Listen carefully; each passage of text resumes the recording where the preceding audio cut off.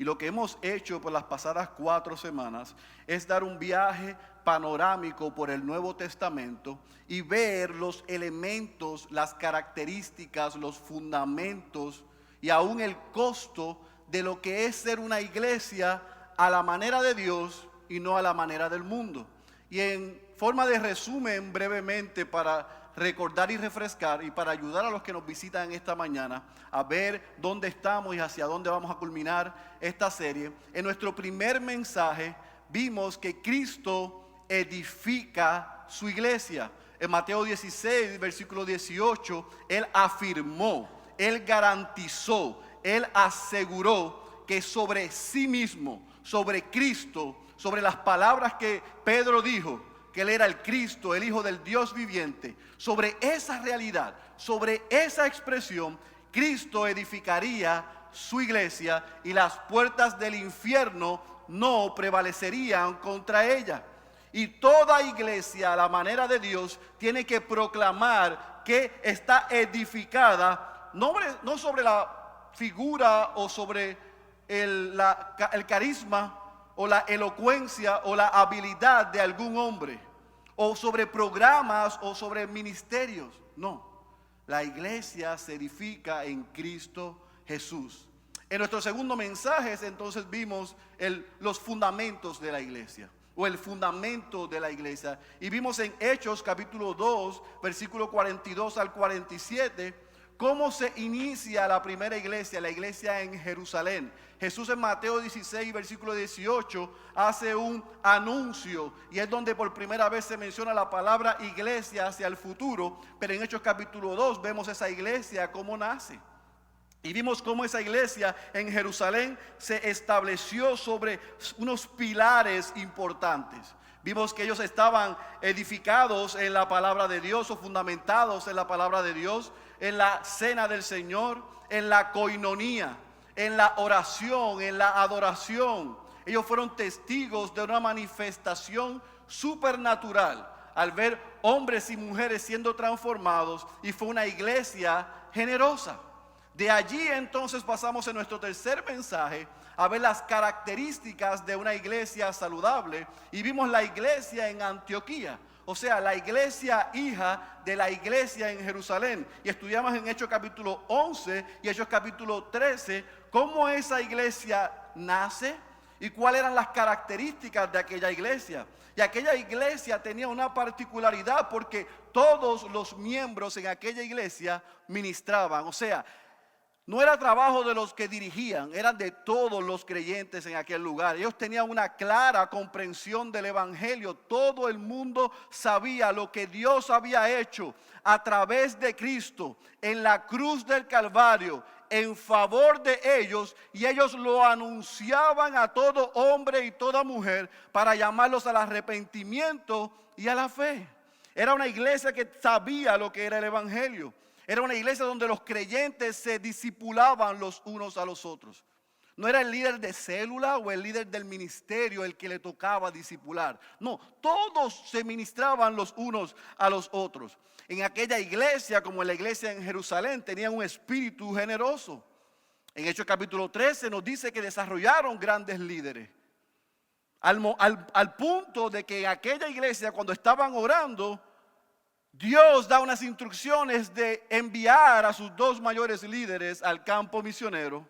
Y por eso aquella iglesia, la iglesia en Antioquía, tenía un corazón evangelizador y se convirtió en la meca, en el locus, en el epicentro de un movimiento evangelístico y misionero. Porque tenían un corazón evangelizador. En nuestro cuarto mensaje la semana pasada entonces vimos la iglesia en Esmirna. Vimos un cambio de tono, no todas las cosas salen bien.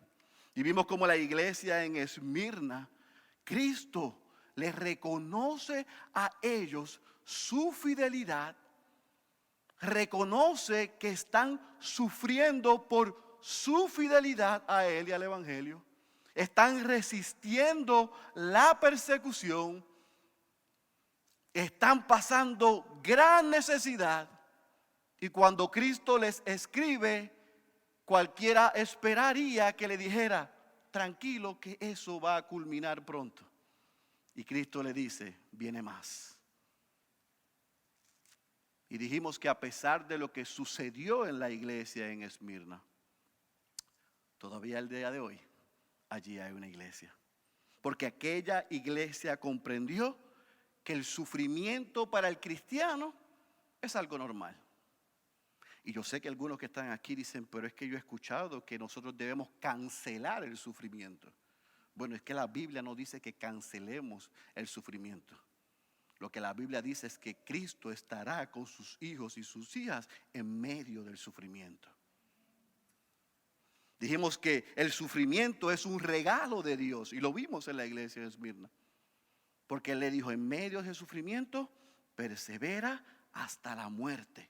La muerte física, pero no tendrás muerte eterna. Así que el sufrimiento es un regalo de Dios. Y aprendimos que a unos les toca sufrir más que a otros. Pero los que estamos en Cristo, se nos ha asegurado que Él tiene cuidado de nosotros y como acabamos de cantar, Él nos sostiene. El fin de Dios para sus hijos no es prosperarnos materialmente. No es sanarnos físicamente. Y tampoco es eliminar nuestros problemas. Quien predica eso está predicando otro evangelio. Porque lo que Cristo nos prometió es que va a haber en este mundo aflicción. Pero que podemos confiar porque Él ha vencido al mundo. El llamado no es a decir para de sufrir, sino que el llamado es a tomar nuestra cruz cada día y seguirle. Ay, esto suena fatalista.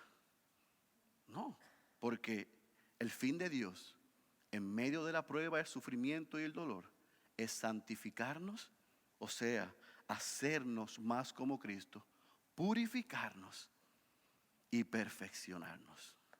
En medio de la prueba, los hijos y las hijas de Dios tenemos algo que no tienen los hijos y los que no son hijos e hijas de Dios.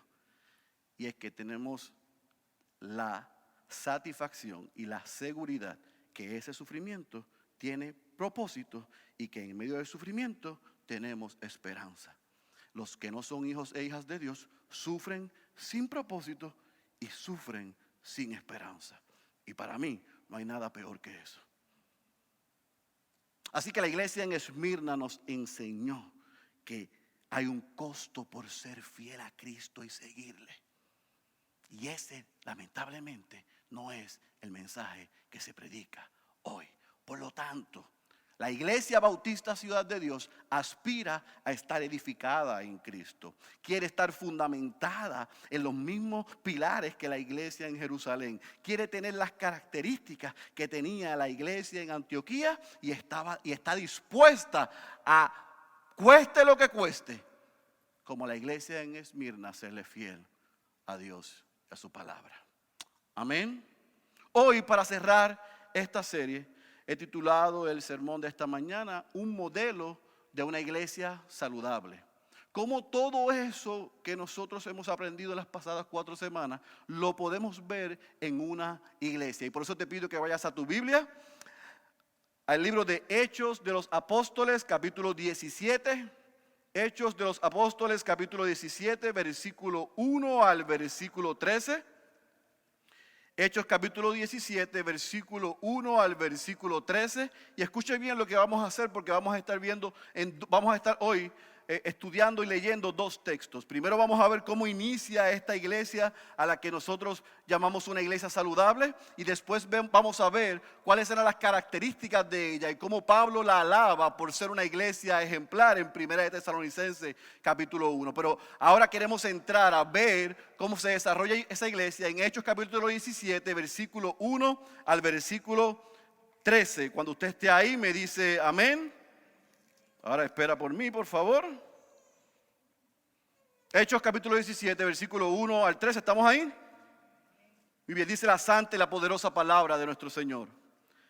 Después de pasar por Anfípolis y Apolonia, llegaron a Tesalónica, donde había una sinagoga de los judíos. Y Pablo, según su costumbre, fue a ellos por 3 días de reposo, o sea, por 3 sábados corridos. Discutió con ellos basándose en las Escrituras, explicando y presentando evidencia de que era necesario que el Cristo padeciera y resucitara de entre los muertos, diciendo: este Jesús, a quien yo os anuncio, es el Cristo. Algunos de ellos creyeron y se unieron a Pablo y a Silas, juntamente con una gran multitud de griegos temerosos de Dios y muchas de las mujeres principales. Pero los judíos, subraye esto, llenos de envidia, llevaron a algunos hombres malvados de la plaza pública, organizaron una turba y alborotaron la ciudad. Y asaltando la casa de Jasón, procuraban sacarlos al pueblo. Al no encontrarlos, arrastraron a Jasón y a algunos de los hermanos entre las autoridades de la ciudad, gritando: esos que han trastornado al mundo han venido acá también. Y Jasón los ha recibido, y todos ellos actúan contra los decretos del César, diciendo que hay otro rey, Jesús. Y alborotaron a la multitud y a las autoridades de la ciudad que oían esto. Pero después de recibir una fianza de Jasón y de los otros, los soltaron. Pablo y Silas, enviados a Berea, dice el subtítulo, versículo 10. Fíjese lo que sucede. Ellos salen corriendo, huyendo. Su vida está en peligro por el evangelio. Pero mira lo que sucede en el versículo 10. Enseguida los hermanos enviaron de noche a Pablo y a Silas a Berea, los cuales al llegar fueron a la sinagoga de los judíos. Estos eran más nobles que los de Tesalónica, pues recibieron la palabra con toda solicitud, escudriñando diariamente las Escrituras para ver si estas cosas eran así. Pero por eso muchos de ellos creyeron, así como también un buen número de griegos, hombres y mujeres de distinción. Pero hay un pero, versículo 13. Pero cuando los judíos de Tesalónica supieron que la palabra de Dios había sido proclamada por Pablo también en Berea, fueron también allá para agitar y alborotar a las multitudes. Permítame orar para entonces desempacar lo que dice aquí. Padre, hemos leído este texto y te pedimos que tú hables a través de tu palabra a nuestras vidas, Señor. Que a través de este texto y en 1 Tesalonicenses 1 podamos ver lo que tú hiciste en la iglesia en Tesalónica y que eso nos anime a la iglesia Ciudad de Dios a seguir el mismo modelo. Esa es nuestra oración en el nombre de Jesús. Amén, amén, amén. Vamos al mapa un momento para que usted vea. Y he usado este mapa varias veces en esta serie para ayudarlos a que ustedes se puedan ubicar. Jesús estaba por acá en Cesarea de Filipo cuando llevó a los discípulos allá al monte, cuando se rebeló, fue a Jerusalén, murió, resucitó. En el segundo mensaje vimos cómo la iglesia nace en Jerusalén. Vemos que Jesús había dado unas instrucciones, ellos no las siguieron. Dios envía una persecución, los cristianos salen a diferentes lugares hasta los confines de la tierra como Jesús había ordenado, y vimos que un grupo llegó a Antioquía. Aquí se comienza el movimiento evangelístico y misionero más grande de la historia. Y de allí entonces el apóstol Pablo sale y se forma lo que se conoce como el centro de operaciones evangelístico y misionero de aquella época. Y el primero, segundo, tercer y cuarto viaje, o tres de los 4 viajes del apóstol Pablo salen de aquí de Antioquía. Y yo quiero que usted vea en el segundo viaje misionero del apóstol Pablo lo que sucede. Él sale de Antioquía, va a Tarso, que era su ciudad, va a Derbe y está en esta región viajando hasta Frigia y Galacia. Y la intención del apóstol era de aquí ir a Asia, a ver aquellas ciudades que vimos la semana pasada y ministrar allí. Pero el Espíritu no se lo permitió. Así que sigue viajando por aquí, llega a Misia, y de Misia él quiere ir a Bitinia, pero tampoco el Espíritu se lo permitió. Y entonces él viaja a Troas. Y estando en Troas, en la noche él tiene una visión, un sueño. Y un joven macedonio le dice: pasa a Macedonia y ayúdanos. Tan pronto Pablo vio eso, llama a su grupo, a Silas, y salen a Neápolis, y de ahí llegan a Filipos. Filipos en aquel momento era una de las ciudades, la ciudad principal en la región de Macedonia. Y en Hechos capítulo 16 usted ve cómo se inicia la iglesia en esa ciudad, en Filipos. Él llega a la puerta, comienza a predicar. Hay una mujer llamada Lidia, que es de aquí de Tiatira, que era una comerciante. Él le predica a ella cree, su familia cree. Le predica a una joven endemoniada. Esa mujer es libertada o liberada. Eso trae problemas a los dueños porque se le acabó el comercio. Acusan a Pablo y a Silas y los envían presos en Filipos. Allí en medio de esos barrotes en la noche, entonces ellos comienzan a cantar como nosotros. Y algo sucede. Los barrotes vienen al piso. Ellos quedan libres. El carcelero se asusta. Se quiere quitar la vida. Pablo le predica el evangelio. Le dice que él crea. Él cree. El próximo versículo, por si acaso, le dice: Pablo va y le predica también a su familia. Su familia también cree. Y allí en Filipos, con ese grupo de una comerciante, una joven endemoniada y un carcelero y su familia, inicia una iglesia en Filipos. Tenían un dream team de equipo para comenzar una iglesia. Pero allí, cuando Pablo estaba preso, los que lo arrestaron, aquellos romanos, se asustaron al ver la obra que Dios estaba haciendo en medio de ellos. Y hacen que Pablo salga de Filipos de inmediato, porque tenía miedo. Y Pablo llega a Tesalónica. ¿Están conmigo desde el 3 de marzo hasta hoy? Aquí estamos en Tesalónica. Tesalónica era una ciudad que, si usted puede ver bien, yo sé que nosotros necesitamos una pantalla de 50 pies para que usted vea mejor, pero Tesalónica estaba en un puerto. Y esa ciudad, por estar en un puerto, era una ciudad cosmopolita.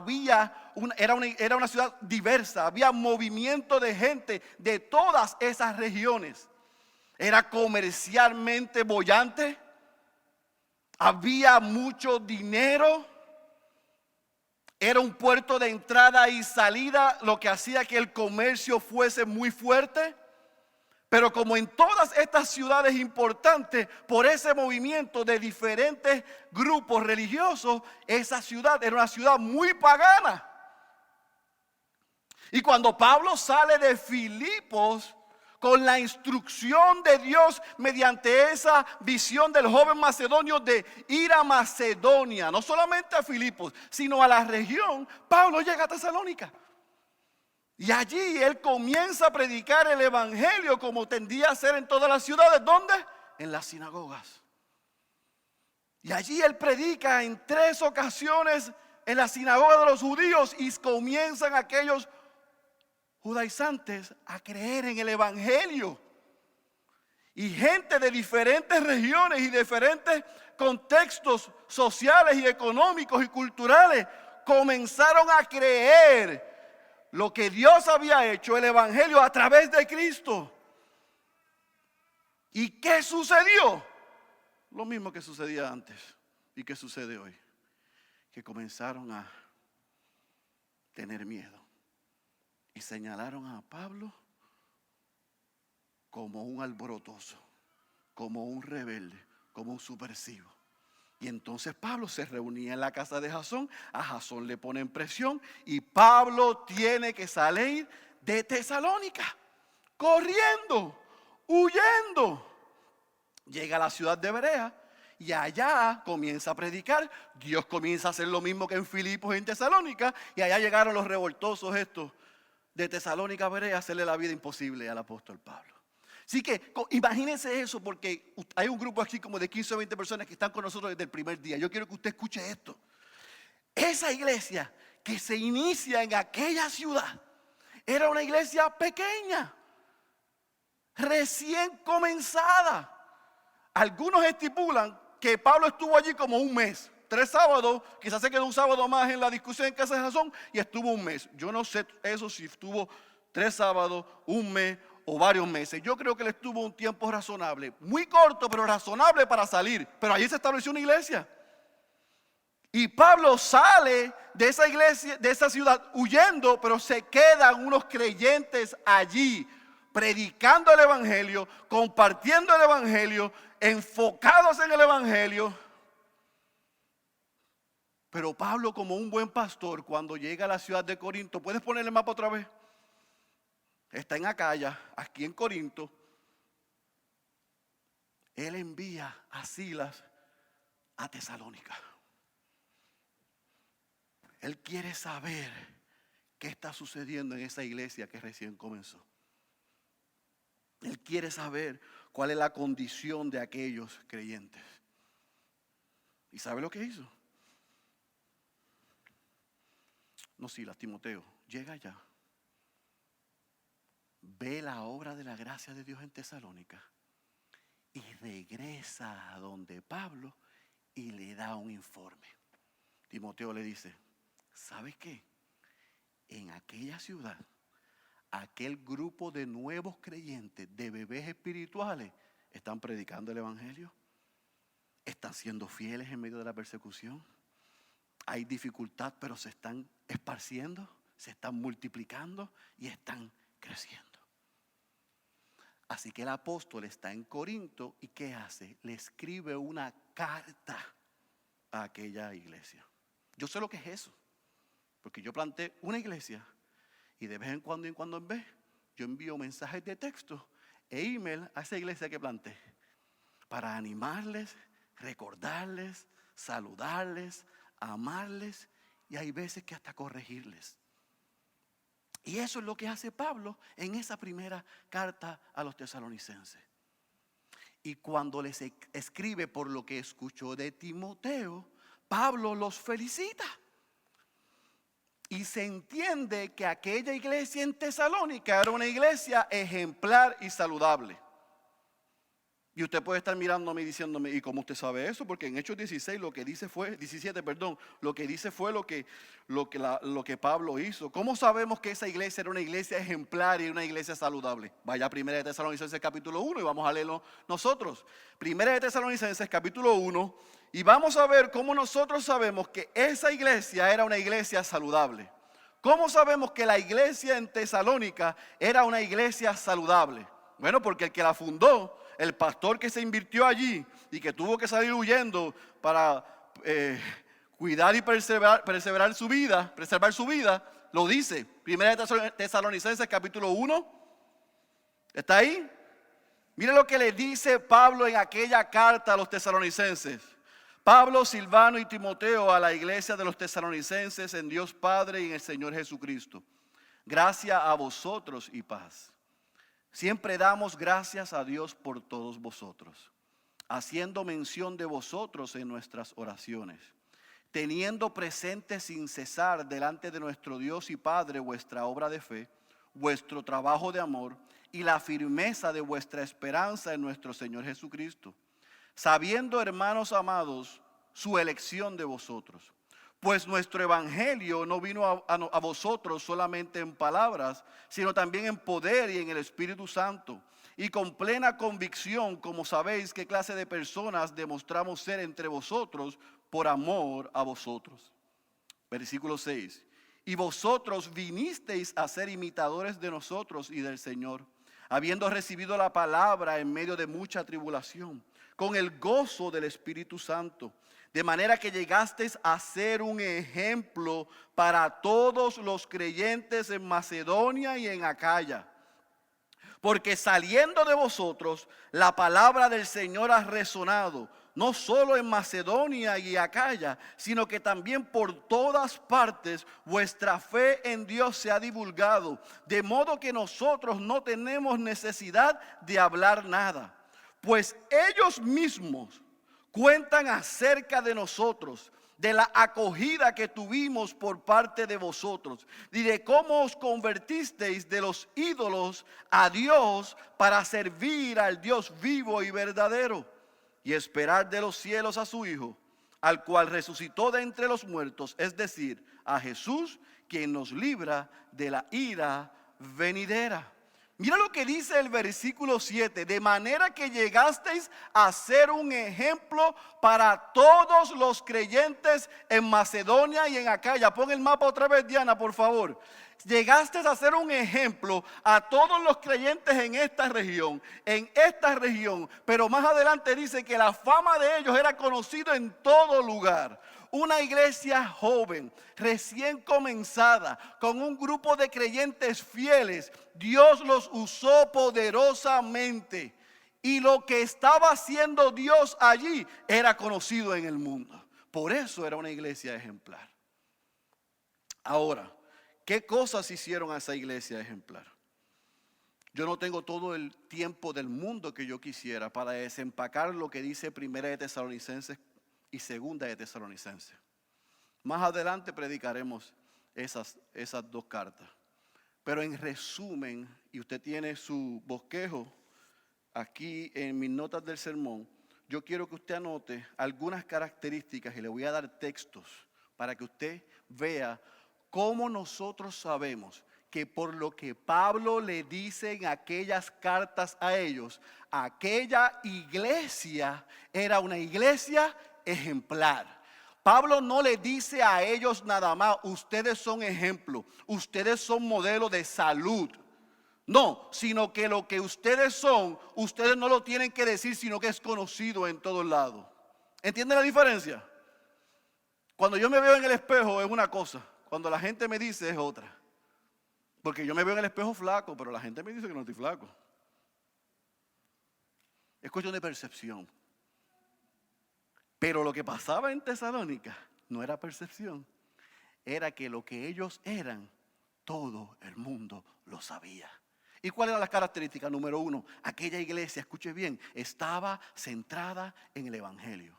En Hechos capítulo 17, cuando Lucas habla del nacimiento de aquella iglesia mediante el apóstol Pablo en aquella ciudad, dice que Pablo le predicó a ellos el Evangelio.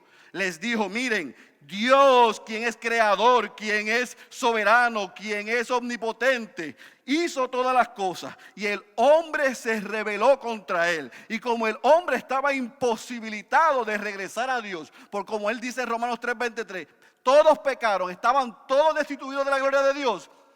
Dios tuvo que hacerse hombre. Y ese Dios encarnado vino a este mundo a vivir la vida que ustedes los tesalonicenses no van a poder vivir. Y recibió la ira de Dios, la muerte que ustedes merecían, idólatras. Pero, si ustedes hoy se arrepienten y creen, pueden vivir eternamente. Los que estaban en Tesalónica, los tesalonicenses, judíos y no judíos, gentiles y no gentiles, gente de todas las regiones, escucharon el Evangelio y creyeron. Y lo que más adelante Pablo dice es que no solamente ellos lo creyeron, sino que ellos lo predicaron, lo compartieron, lo vivieron y la gente lo vio. Así que aquella iglesia estaba centrada no en programas y ministerios, sino en el Evangelio, lo que los dio, lo que los hizo libres. Número 2, aquella iglesia tenía una clara responsabilidad de los líderes con su congregación. Era obvio que los líderes, los que dirigían la iglesia, y siempre habla en plural, más de uno, ellos estaban comprometidos en cuidar bien a esa grey. Usted lo puede ver en el capítulo 5, versículo 12 de la primera carta, y en el versículo 14, versículo 15. Pero no solamente los líderes tenían una responsabilidad con la congregación, sino que número 3, la congregación sabía cuál era su responsabilidad y se sujetaba a sus líderes. Capítulo 5, versículo 13, versículo 25 al 28, segunda de Tesalonicenses, capítulo 3, versículo 1 y versículo 2. Número 4, había un compromiso de aquellos creyentes en crecer espiritualmente, o sea, aquellos creyentes no eran domingueros. La Biblia no estaba en el baúl. Aquellos creyentes querían crecer espiritualmente.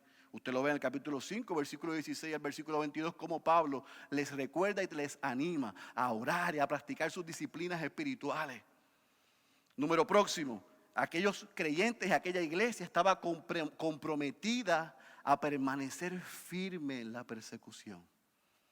Recuerda la iglesia en Esmirna. Déjeme decirle esto, porque nosotros vivimos en un país que este es Alicia, en el país de las maravillas. Aquí todo, por más difícil que sea, no se compara con el resto de los países de Latinoamérica y el mundo. Y ser cristiano aquí es fácil. Porque aquí nos podemos congregar no 50, 500 en estas facilidades. Y tenemos estacionamiento con seguridad y nos sirven el café.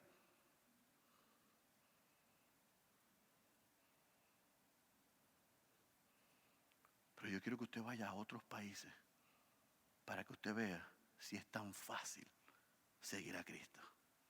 Si es tan fácil el domingo en la mañana, en el día del Señor, ir a un sitio tan cómodo como este a congregarnos. Porque los persiguen, se burlan, los matan. Eso no ha llegado aquí, pero puede ser que llegue. Y ahí se van a separar los niños de los hombres. Los que hablan cristianés de los que son cristianos. Aquí esta iglesia en Tesalónica, por la dinámica que había tan pagana, los cristianos y la iglesia estaban siendo perseguidas. Y ellos seguían a Cristo por quien Cristo es, no por lo que Cristo les puede dar. Y se mantuvieron firmes en la persecución. Aquella iglesia tenía una responsabilidad de disciplinar a los miembros en pecado. Por eso estaban comprometidos a vivir vidas ordenadas. Habían parámetros, habían reglas, sabían lo que Dios esperaba de ellos y ellos hicieron un compromiso a vivir así y estaban dispuestos a disciplinar a aquellos miembros que no cumplieran con eso. Y la iglesia en Tesalónica estaba comprometida a alcanzar el mundo con el Evangelio.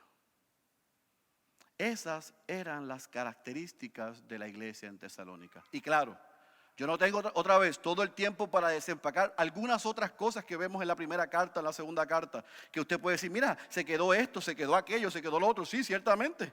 Pablo les reconoce al final de la primera carta que oren. Les recuerda la oración, no solamente que oren, sino que oren sin cesar. Así que hay algunas cosas que yo no menciono, pero en términos generales yo quiero que usted tenga una idea, porque hay un patrón en todas estas iglesias en el Nuevo Testamento, que es lo que las hacía iglesias saludables e iglesias ejemplares. Y la iglesia en Tesalónica era una de ellas. Quizás usted está por primera vez aquí y dice, ¿y qué tiene que ver eso con esta iglesia? Tiene mucho que ver con nosotros. Porque la iglesia en Tesalónica y la iglesia Ciudad de Dios tienen algunas cosas en común. Que somos una iglesia muy joven.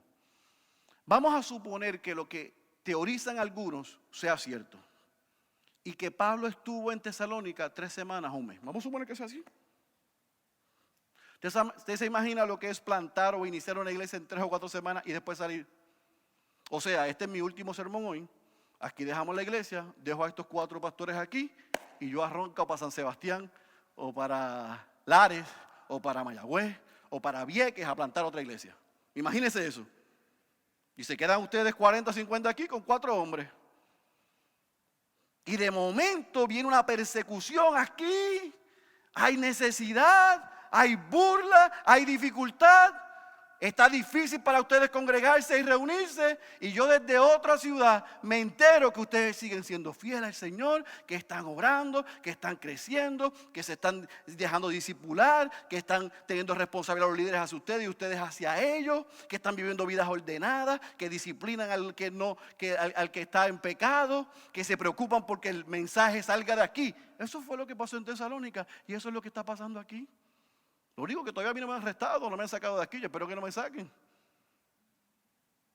Pero es más o menos la misma dinámica. 1 mes, 2 meses, 3 meses, una iglesia nueva. Y los que estaban allí estaban dando por gracia lo que por gracia habían recibido. Y aquella iglesia tenía esas características que nosotros queremos tener.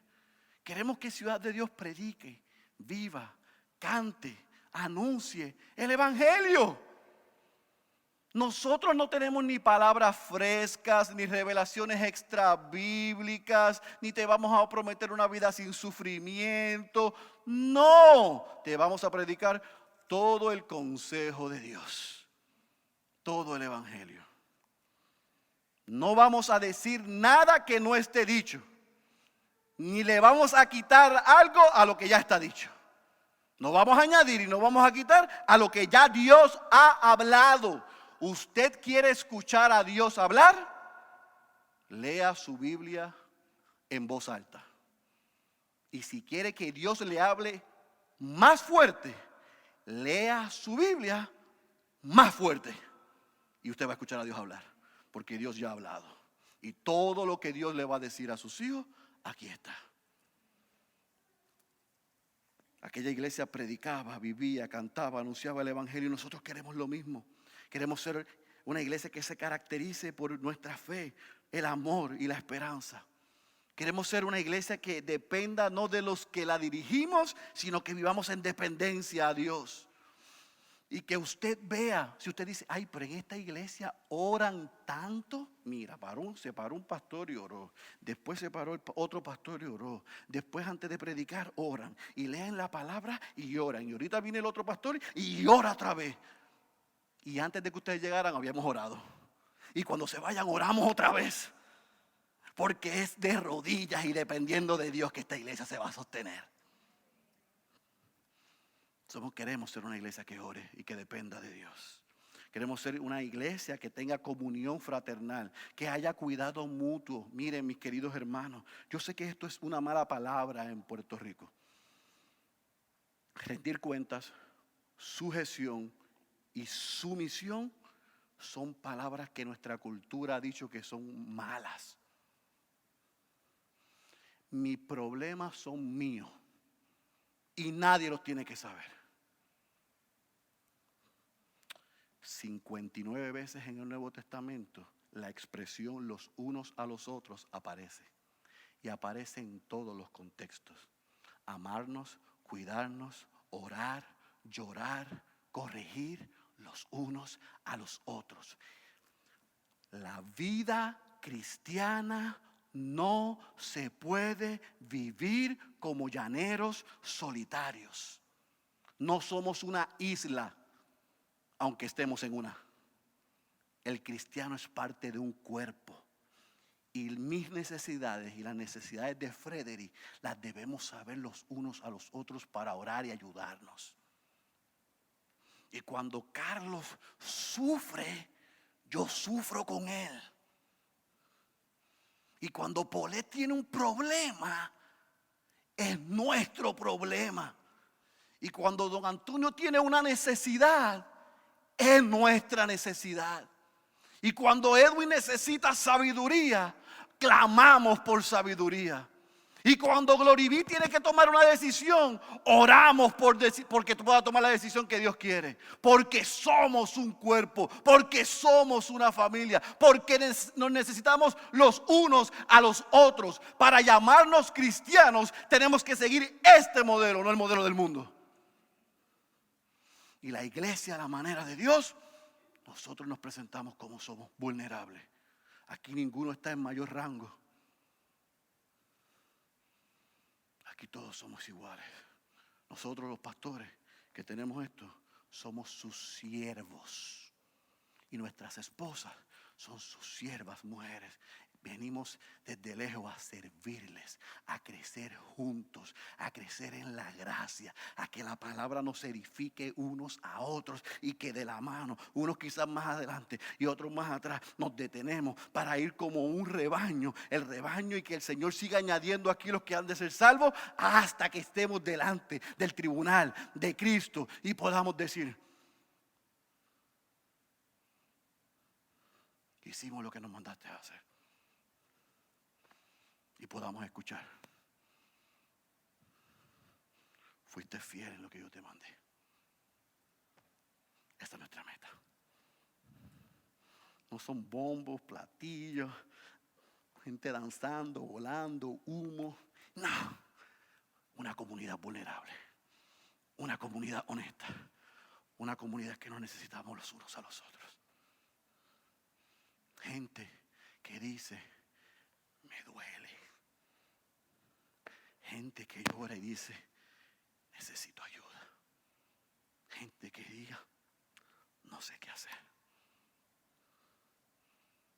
Eso es lo que nos hace familia. La dependencia de Él. Más de Él y menos de nosotros. Y eso es lo que queremos ser.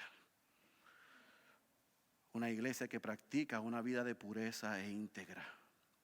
Que nuestro sí sea así. Que seamos gente que cumplamos con lo que nos comprometemos.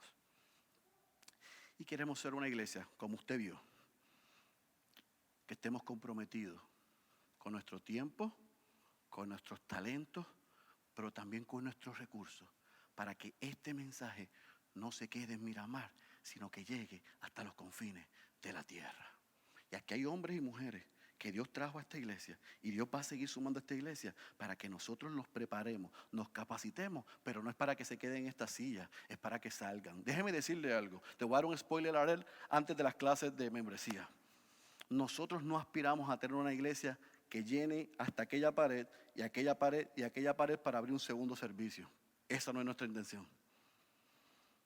Porque lo que hace a una iglesia eficaz no es la cantidad de gente que sienta, es la cantidad de gente que envía. El legado de una iglesia no está en la gente que se sientan a escuchar la palabra. El legado de una iglesia saludable es la capacidad de gente que son discipuladas, que son capacitadas y que son enviadas. Así que esta silla, quizás Dios la llene, pero tan pronto se llenen, nosotros nos vamos a enrollar las mangas para capacitar a los santos para la obra del ministerio y que salgan a hacer a Cristo conocido hasta los confines de la tierra. Él envía más gente, más preparamos. Envía a los que envía, los preparamos para que su nombre sea conocido en el nuestro. Así que usted debe estar preguntándose, eso se escucha chévere, pastor. Tremendo. Pero ¿cómo se puede lograr eso? ¿Cómo usted aspira? Y los pastores de esta iglesia aspiran a que eso se logre. Bueno, dependientes del Espíritu. No es nuestra fuerza, no es nuestra capacidad, sino en el Señor y su palabra. Pero como iglesia, y yo quiero pedirle a mis amadas que puedan pasarle un documento que nosotros hemos creado, que yo quiero que usted se lleve hoy que culminamos esta serie. Y porque hay gente que nos está visitando. Y hay un grupo que está con nosotros en el primer día. Nosotros vamos a dar nuestra clase para hacerse miembro de esta iglesia. En agosto comenzamos las clases. Así que usted tiene tiempo suficiente para estar seguro si aquí el Señor lo trajo. Pero en ese interín yo le quiero dar 9 cosas, 9 valores y 9 marcas que esta iglesia, como la de Tesalónica, como la de Jerusalén, como la de Esmirna y como todas las iglesias del Nuevo Testamento, tenían. Para que usted las escuche, para que usted las estudie, para que usted las corrobore durante estos meses y entonces decida si se quiere quedar con nosotros. Si el Señor le confirma que esta es la iglesia. Así que nuestro tiempo de estudio los miércoles, que próximamente le vamos a decir cuándo comienzan. Estamos esperando la respuesta de un momento a otro para poder iniciar los estudios los miércoles. Nosotros vamos a ir de lleno en cada una de esas marcas. Pero yo quiero que usted se lleve estas marcas. Y que usted pueda no solamente leer la definición que le estamos dando, sino que nosotros le estamos concediendo todo el espacio para que usted nos vea a nosotros a ver si la estamos viviendo. Número 1, la primera marca de una iglesia saludable, una iglesia neotestamentaria y que Ciudad de Dios aspira a tener, es que aquí se predique expositivamente. Que el punto del texto, lo que dice el texto es lo que se predica en ese sermón. Nosotros no le vamos a añadir ni quitar nada. Sí hay otros tipos de predicaciones, nosotros no tenemos ningún problema con eso y probablemente en algún momento predicaremos sermones temáticos o biográficos, pero aquí se va a predicar todo el consejo de Dios de manera expositiva y estructurada. Vamos a leer los libros, vamos a ver los libros de la Biblia, no un texto aquí y un texto allá, no, vamos a ver todo el consejo de Dios. Número 2, nosotros vamos a ver y aprender y usted va a ver que aquí hay teología bíblica.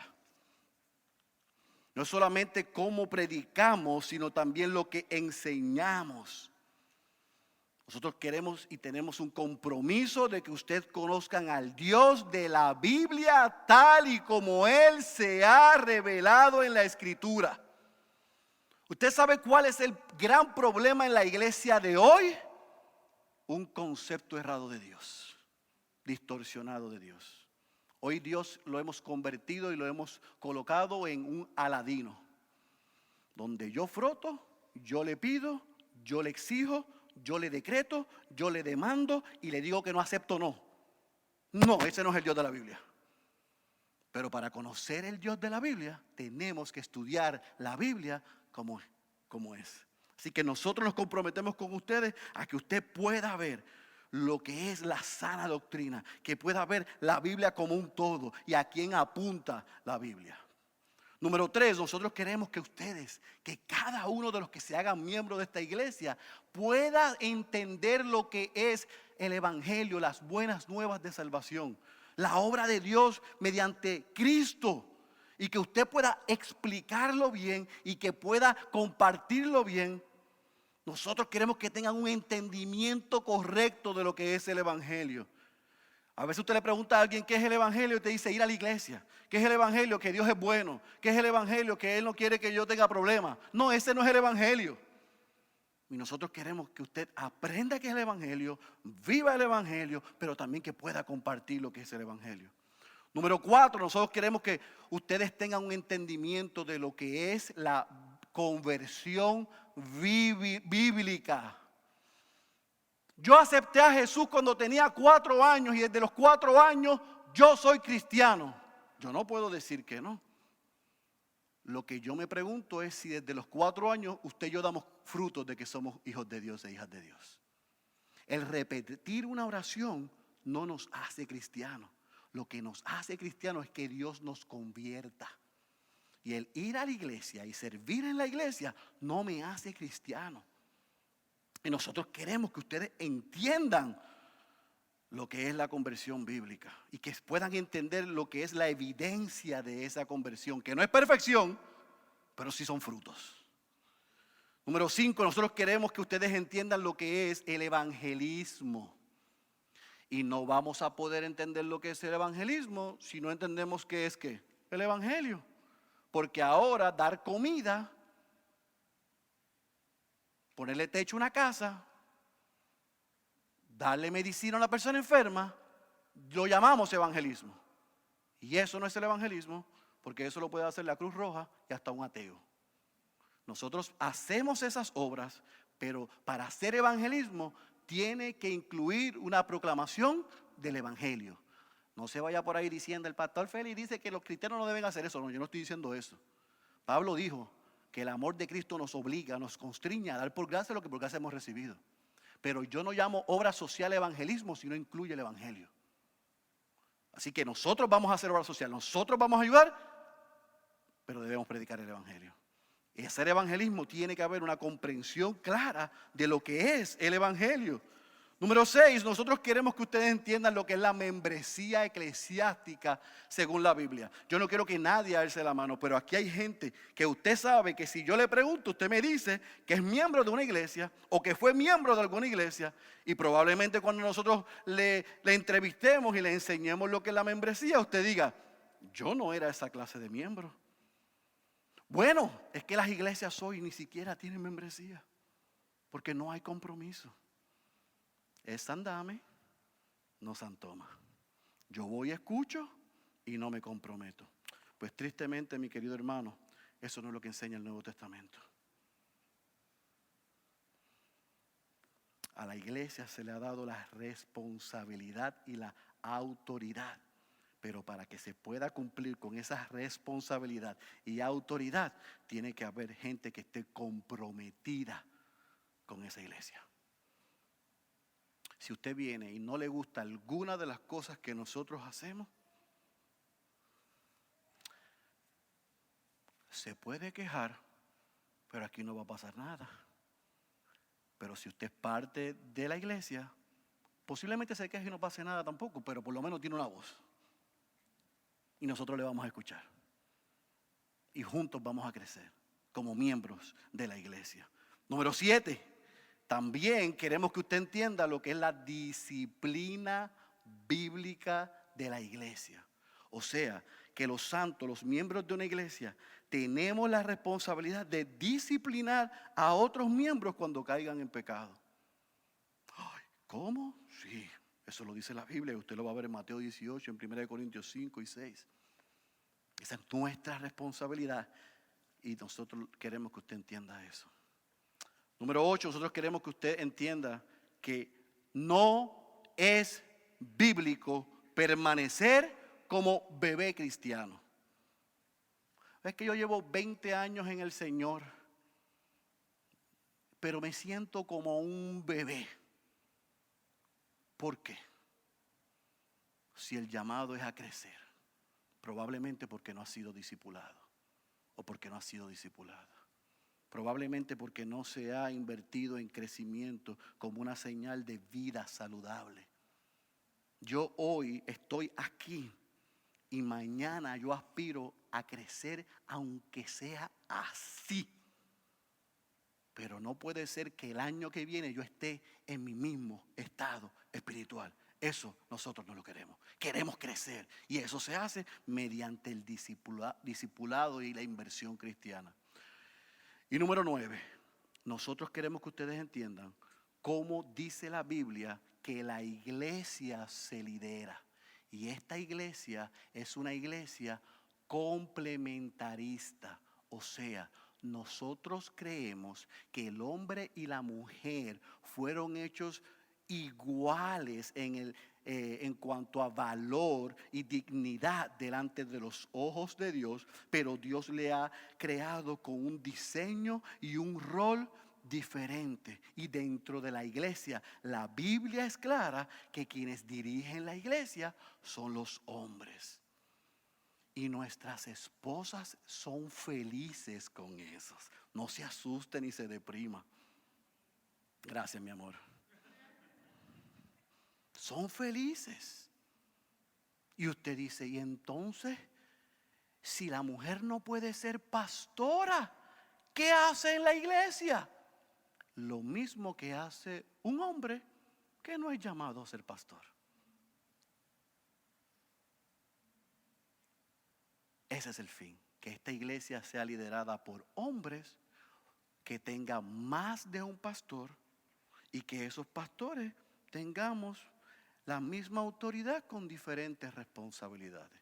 Por eso es que somos 5 hoy, posiblemente en diciembre bajemos como en Hechos 13, porque algunos de ellos van a ser enviados quizás con algunos de ustedes a iniciar otra obra, pero siempre va a haber más de un pastor. Aquí no está el ungido del Señor, yo no soy el intocable, yo no soy el papa de esta iglesia, yo soy un siervo junto a otros 4 pastores para servirle a ustedes y agradar a Dios. Y nosotros vemos en el Nuevo Testamento la pluralidad, más de un pastor y la paridad de pastores. Aquí no hay rangos, aquí todos somos pastores y cuidamos la grey. Y si usted tiene duda de eso, no salga corriendo, denos la oportunidad de usted poder ver con nosotros a través de la Escritura lo que nosotros sabemos y conocemos y entendemos que es lo que dice la Biblia.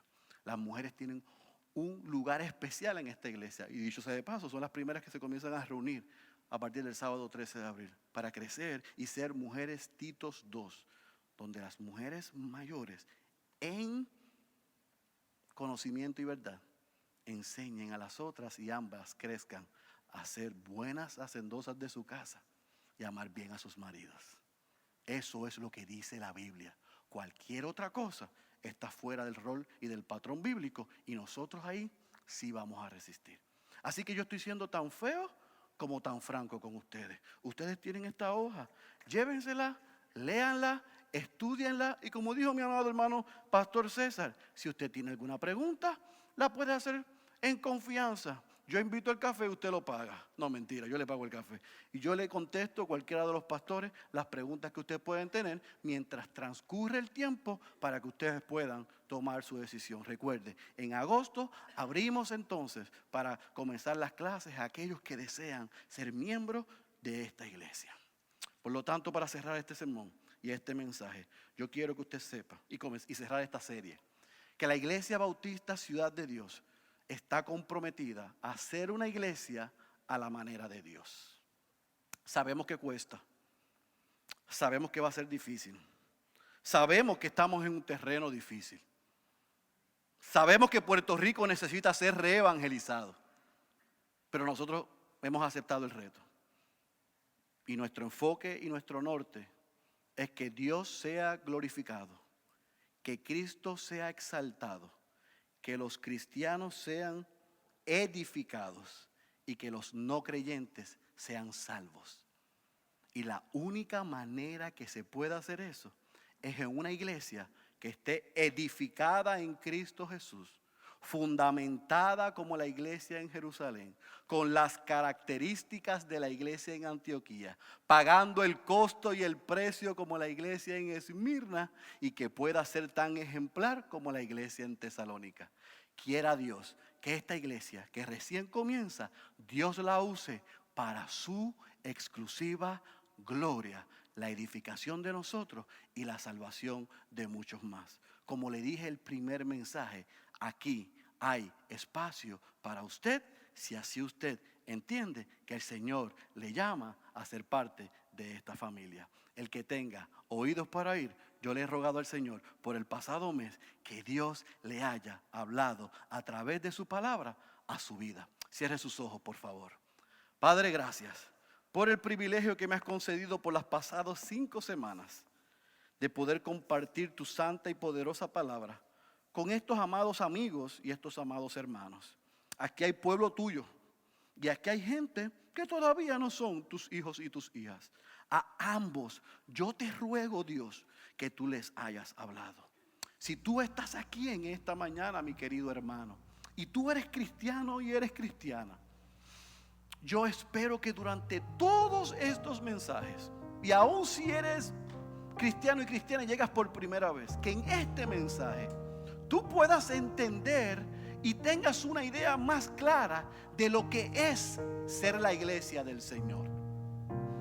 Y yo te invito a que tú hagas una introspección y que tú mires tu corazón, que mires tu condición, que mires tu relación con Dios y que mires tu compromiso con un grupo de creyentes. Y si el Señor te inquieta con que tú debes continuar acompañándonos para seguir aprendiendo y ver si esta es la iglesia para ti, cada uno de nosotros estamos aquí para servirte. Queremos orar contigo y orar por ti. Queremos caminar contigo en ese proceso. Pero si tú estás aquí y todavía tú no eres un hijo o una hija de Dios, y llevas escuchando estos mensajes, o hoy por primera vez escuchas este mensaje sobre iglesia, sobre compromiso, sobre discipulado, sobre crecimiento, sobre disciplina, y tú dices, eso no es para mí, yo tengo una mala noticia para ti, que todo lo que yo he dicho en las pasadas semanas y hoy, si tú lo rechazas, estás rechazando a Dios, y eso será juicio para ti. Porque tú estás aquí, no porque alguien te invitó. Tú estás aquí porque Dios mismo te trajo, para que tú entiendas que tú eres un pecador y una pecadora, o una pecadora, y que estás viviendo de espaldas a Dios, y que tú eres tu Dios y tu dueño y tu Señor, y que la consecuencia de eso será muerte eterna separada de Dios. Pero si hoy tú reconoces que tú eres un pecador y una pecadora, que ha vivido de espaldas a Dios, que estás haciendo lo que tú quieres y no lo que Dios quiere, y hoy ha traído convicción a tu corazón y a tu vida, responde, porque si no la ira de Dios caerá sobre ti. Pero si tú respondes en arrepentimiento y reconociendo a Jesucristo como tu Señor y tu Salvador, la buena noticia es que la ira de Dios cayó sobre su Hijo. Y porque el justo fue a la cruz por los injustos, hoy los injustos tienen la oportunidad de responder en arrepentimiento y en fe. Y Dios toma todos tus pecados y los borra y los limpia y hace tu corazón y tu vida blanca como la nieve. No salgas de este lugar sin reconocer que eres un pecador. Y si eso que te estoy diciendo trae peso y dolor a ti, tengo una buena noticia: Cristo es un gran Salvador. Arrepiéntete y cree, para que te puedas unir a esta familia que no es perfecta, pero que sigue a un Dios perfecto, para que puedas cantar junto con nosotros: somos su iglesia. Que el Señor nos ayude en el nombre de Jesús. Amén.